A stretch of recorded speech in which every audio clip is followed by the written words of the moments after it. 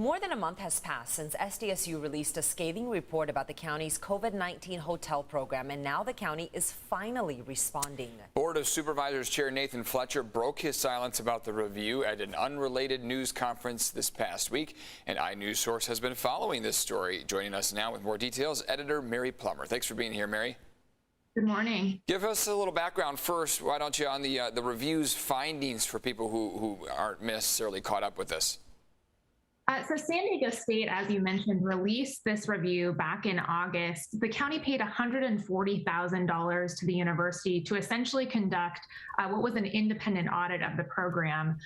They uncovered major problems that confirmed much of our previous investigative reporting on these hotels. Things like security issues, toddlers who were staying in the hotels with their families who were not given enough food to eat, even overdoses and a death by suicide. So really serious issues going on at these hotels. As a reminder, the hotels were set up really as a safety net, as a last resort for people with COVID-19 who live in San Diego County, but didn't have another safe place to go to quarantine. So it was supposed to be a safety net.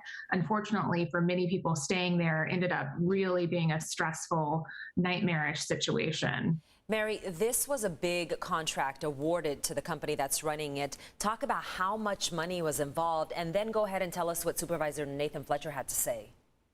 Yes, so this was a $30 million contract that the county paid out to this what's turned into a problem contractor who's running these hotels. Our reporter, Cody Delaney, caught up with Supervisor Fletcher at an unrelated press conference last week. Fletcher spoke out after several weeks of silence on this issue. His comments are the first from any public official on the topic. Fletcher conceded that improvements are needed. We've got some tape here from his response. Here's what he had to tell us. There's no lack of will in trying to tackle it. It's a very challenging and very difficult situation.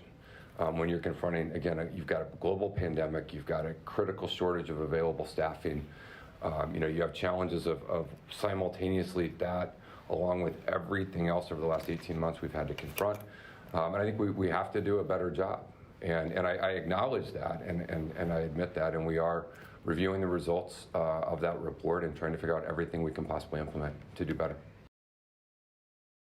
So we heard him there, but did he go on to say anything more, like what changes, if any, are being made? Supervisor Fletcher was short on details about the county's plans and what they're going to do to improve services for people who are sheltering at these hotels.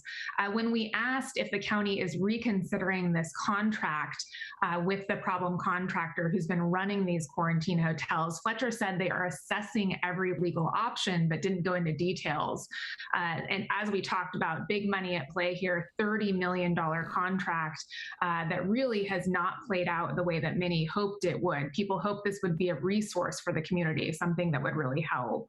You know, hundreds of people still need the services until the county's contract expires at the end of the year. So what's next? Hundreds of people, as you mentioned, are still living in those hotels. So they're still running under this contract.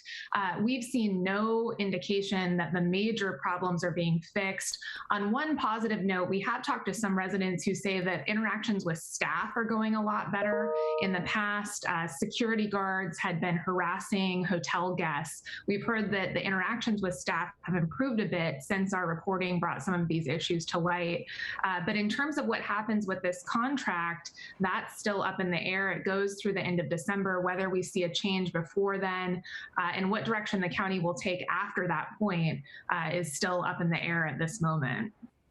Well, we always like to end on a good note, so we'll end there. Mary, thanks so much for the update here this morning. Really appreciate it. Thank you.